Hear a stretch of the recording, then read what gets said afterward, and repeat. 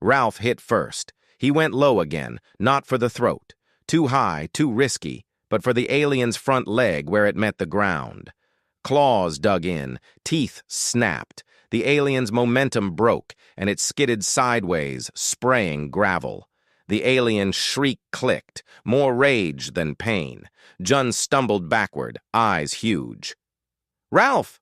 Elias arrived half a breath later and grabbed Jun by the collar, yanking him behind a stack of pallets. "Are you out of your mind?" Elias shouted. Jun's face crumpled. He was saving you," Elias snapped. "And you're making it harder." Gunfire cracked overhead.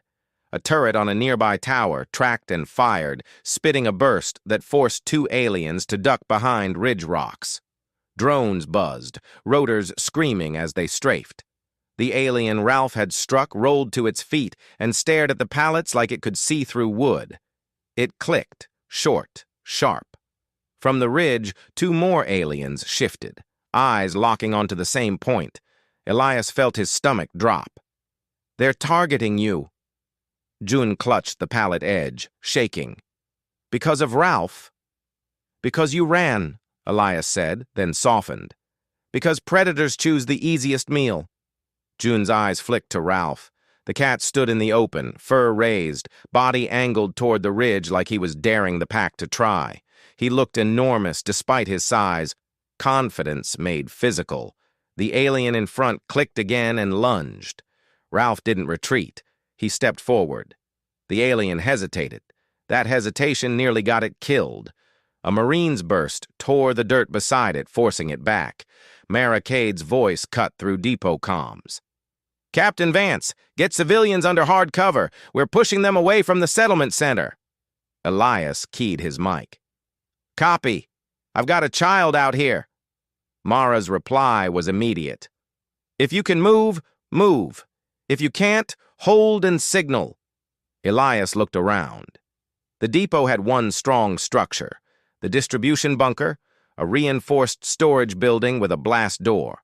50 meters away, across open ground. Too far with hunters watching. Ralph glanced at Elias once. Then he trotted sideways, drawing attention. Too obvious to ignore. He moved like he didn't believe in consequences. The alien pack shifted, their focus dragged by the challenge. Two aliens broke cover, moving to intercept Ralph.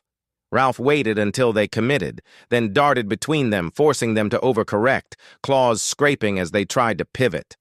They were fast. He was faster where it counted. Elias took his chance. "Run!" He and Jun sprinted toward the bunker, boots thudding on gravel, breath burning. Behind them, clicking rows, pack signals, angry. Ralph hissed again, and the cadence stuttered. Elias reached the bunker's blast door and slammed a hand on the access pad. The pad flashed red. Power fluctuation. "Come on!" Elias snarled, hitting it again. The door shuddered but didn't open. Jun sobbed, terrified. "It's not opening!" Elias glanced back. The aliens had recovered from Ralph's feint and were now pouring toward the bunker, three shapes sprinting low using crates and ground dips as cover. And Ralph was between them and the humans, standing in the open like a white and ginger line drawn in the dirt. He arched his back, fur rising higher, and made himself bigger than he had any right to be. He didn't hiss this time. He growled. The sound rolled across the yard in a deep vibration that didn't belong to something that weighed 8 kilos. The aliens skidded, startled. Even the Marines on the ridge paused for half a heartbeat. The bunker access pad flickered. Green, then red, then green again. Elias hit it. The blast door began to open with agonizing slowness. "Jun, inside!" Elias shoved the child through the widening gap. Jun grabbed the door edge, eyes wild. "Ralph!" Ralph held his ground until the last possible second. Then he turned and sprinted toward the door as the aliens lunged, closing the distance with predator fury. Elias reached, snatched Ralph up mid-run, and dove backward through the gap. The blast door slammed shut behind them. Inside the bunker, dim emergency lights glowed. Jun collapsed to his knees and wrapped his arms around Ralph as soon as Elias set him down, burying his face in fur. Ralph endured the hug, then began purring, steady, engine-like, as if telling the child, "Still here." Outside, claws scraped the bunker's metal. Clicks sounded close, frustrated, and Elias realized with cold clarity that the colony hadn't been attacked randomly. They were being hunted with intent. They had followed one thing across space, and now that thing was trapped in a bunker with a child. The bunker smelled of sealed dust and old plastic. Elias pressed his ear to the blast door and listened to the alien clicks outside. They weren't constant. They came in bursts, short communication, then silence, then a scrape, as if something paced. Jun sat on the floor with Ralph in his lap like a treasure. He kept stroking the ginger patch on Ralph's back until his hands stopped shaking. "I'm sorry," Jun whispered. "I didn't mean to." Elias cut him off, gentler now. "You're alive. That's what matters." A small speaker on the wall crackled. Mara's voice came through, clipped and controlled. "Bunker Delta, report." Elias grabbed the wall mic. "This is Vance. I have one civilian child with me, and Ralph." A pause. "Your cat is in the bunker." "Yes." Mara exhaled. "Copy. Hold position. We're pulling civilians to shelters and setting perimeter lines. Hostiles are probing hard points. They're not committing to the kill zones." Elias frowned. "They're not trying to break in?" "They are," Mara said, "but not with force. It's like they're waiting for something." Elias glanced down at Ralph. Ralph's ears were angled toward the door, listening. "They want him," Elias said quietly. Mara didn't argue. She didn't need to. "Captain, if they breach your door, I'll stop them." "Captain," Mara's voice tightened, "your pry bar is not going to stop a pack." Elias stared at the bunker's internal map board, an old printed diagram showing service tunnels, maintenance ducts, and emergency exits. One exit line was marked in fading paint. Service Duct C leads to hydroponics line. He licked his lips. "Mara, is hydroponics Sector 3 still holding?" A pause. "Mostly. Why?" "There's a service duct from this bunker to Sector 3. If I can move the child through it, you can pick him up from inside your lines." Mara's response came instantly. "Negative. Hostiles are thick near hydroponics. They're using the towers as cover." June's face drained. "They're near my home." Elias's jaw clenched. "Then we don't go that way." He scanned the map again. Another duct line branched toward the depot's underside. Utility trench. If the aliens were hunting Ralph, they'd cluster where he was. That meant there might be gaps elsewhere, weak spots in their net. Ralph shifted in June's lap, then hopped down and walked to the map board. He sat directly beneath the utility trench marker. June blinked. "Ralph?" Elias stared. "No." Ralph looked up at Elias and blinked once. A command. Elias's throat tightened. "You want us to go under?" June clutched Elias's sleeve. "Is it safe?" Elias didn't lie. "No, but staying isn't safe either." The blast door shuddered as something heavy bumped it. Testing, not trying to smash through. The clicks outside increased, then stopped. Listening. Mara's voice came again, urgent. "Captain, we've got a new development. Hostiles are regrouping near your location. They're assembling something, unknown device." Elias felt cold spread through his chest. "Device for what?" "Don't know," Mara said. "But my gut says it's for that door." June's breathing sped up. "They're going to get in." Elias crouched in front of June, forcing eye contact. "Listen to me. You do exactly what I say. You stay behind me. If you lose sight of me, you find Ralph. Understand?" June nodded, tears bright. Ralph pressed his flank against June's shin. Brief contact, grounding. Elias pulled the floor panel at the bunker's rear and exposed the utility trench access. a narrow ladder descending into darkness that smelled of damp earth and coolant. He clipped the lantern to his harness and looked at Ralph. "You lead?" Ralph stepped onto the ladder and went down without hesitation. Jun swallowed hard. "He's not scared at all." Elias managed a thin smile. "Ralph doesn't do scared." They descended into the trench. Above, the bunker door echoed with a new sound. Metal being placed, aligned, prepared. A tool, a charge, a mechanism. The aliens weren't just waiting anymore. They were adapting.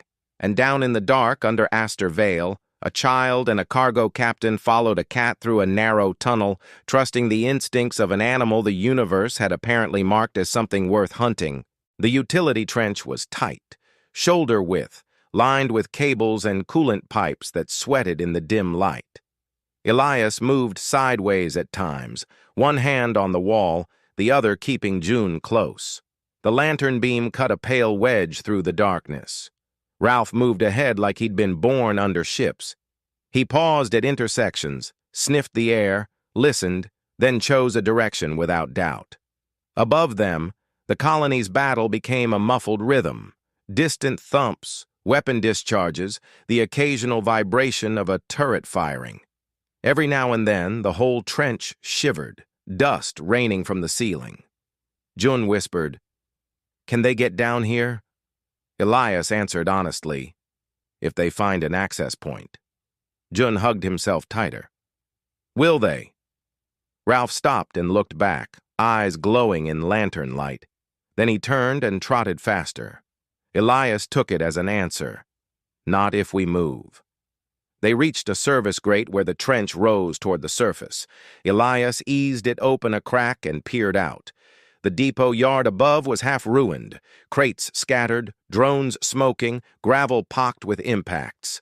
A Marine lay behind a barrier, firing short bursts toward the ridge. The air smelled of ozone and scorched soil. Most importantly, no aliens in immediate sight. Elias lifted the grate wider. "Jun, quiet, follow me." Ralph slipped out first. He didn't bolt. He walked, tail low, scanning. Predator cautious, not prey. Elias emerged next, then hauled Jun up and resealed the grate. They moved along the shadow of stacked cargo toward a row of prefab structures that led back to the settlement shelters. Elias kept them tight against cover, stopping whenever gunfire spiked. Ralph kept glancing toward the sky, ears twitching as if tracking something beyond hearing. Then he froze. Elias halted instantly. "What is it?" Ralph's fur lifted. He stared at an empty patch of air near a storage tower. Jun whispered, "There's nothing there." The air shimmered. A seam formed, thin, vertical. Elias's blood turned to ice. "Down!" He shoved June behind a crate stack as the seam unzipped and an alien stepped through, then another. This was not a random breach. This was interception. The lead alien's eyes locked onto Ralph immediately. It clicked. Low, satisfied. Ralph did not retreat. He took one slow step forward, then another, placing himself between the seam and the humans. Elias raised the pry bar, heart hammering. The alien's camouflage rippled into depot colors as they fanned out. Jun pressed his hands to his mouth to keep from crying out. The lead alien clicked again, then pointed toward Ralph with one claw, then toward the humans behind the crates. A message. "Give it, or we take the small one." Elias's stomach clenched. Ralph's ears flattened. His tail whipped once, anger. He hissed, sharp and cutting. The aliens hesitated, but only briefly. They'd learned that hesitation had costs. The pack moved in a coordinated arc, one alien sliding left toward Jun's hiding spot. Elias lunged, swinging the pry bar hard. It struck the alien's shoulder with a metallic crack. The alien staggered, surprised, then snapped its head toward Elias, eyes bright with a new calculation. The prey fights. Ralph used the moment. He launched, straight at the alien's face. Claws raked, teeth snapped. The alien recoiled with a shriek click, stumbling back toward the seam. The other alien surged forward, aiming for Jun. Elias got there first, planting himself in front of the child. Ralph hit the second alien low, hamstringing the motion, buying a heartbeat. Gunfire cracked nearby, Marines repositioning, but none had line of sight here. Elias's mind raced. He needed noise, signal, anything. He grabbed a loose cargo drone battery pack and slammed it against the crate edge. Sparks flew, bright, loud. The aliens flinched reflexively. Ralph growled, deep and vibrating, and the lead alien's confidence buckled. It clicked rapidly, calling for others. Elias seized Jun's wrist. "Move!" They ran. Ralph sprinted alongside, darting in and out, snapping at alien ankles whenever they closed. Behind them, the seams shimmered wider. More clicks answered. More predators coming through. Elias's lungs burned. The shelters were still too far, and the depot yard had become a funnel. Ahead, a comm tower rose with a ladder running up its side. Elias made a decision with no time to doubt. "Jun!" he gasped. "Climb!" Jun stared. "What?" Elias pointed. "Up! Now! Ralph!" Ralph was already at the base of the ladder, looking up as if he'd been waiting for the instruction. Because predators didn't just run. They chose ground. And Elias was about to bet the child's life on height, metal rungs, and a cat that understood warfare by instinct. To be continued.